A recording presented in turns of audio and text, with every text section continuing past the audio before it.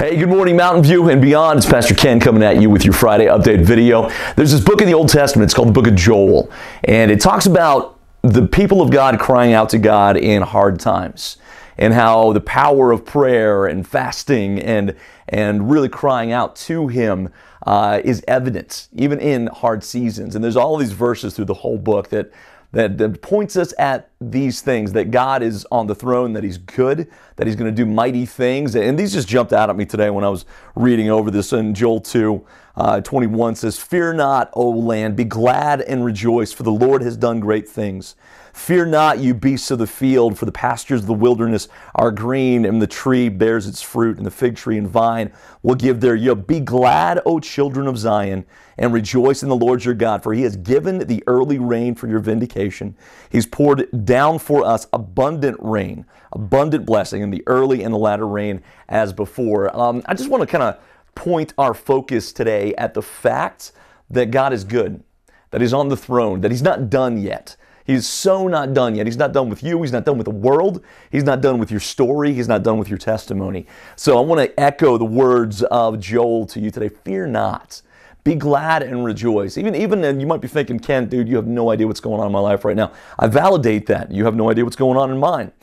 But yet, we get to turn our attention to the fact that there's a joy set before us that is indescribable, and that joy can seep into whatever we've got going on today. So I want to just invite you to enter into that. Yesterday morning we had a National Day of Prayer breakfast. A bunch of dignitaries and hoity-toities came together and just celebrated the fact that America turns her attention to God in this National Day of Prayer annual events. And God's brought us into a season of a bunch of different new people walking alongside of us here at Mountain View.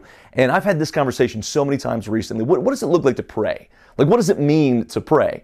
And my answer has always been, it's just it's a conversation, internal, out loud, whatever it is. There's no, you don't have to start speaking in King James, okay? You don't have to get down on your knees and fold your hands. If that helps you, go right ahead and do it. But you can pray driving down the road in your car. So as the day after the National Day of Prayer, I just want the people of God to continue focusing on praying. A way that we're doing that is tonight is the first Friday night of the month. So we're having our encounter prayer meeting here at the church from 7 p.m. to 8 p.m. And it's just a loose time where we can come together, spend some time in the presence of the Lord. I'm going to focus on testimonies tonight a little bit. Just invite people. Maybe you have a testimony that you want to share with people. Come on out tonight at 7 o'clock. The other exciting thing we've got going on is this Sunday, let's hear it, is Mother's Day.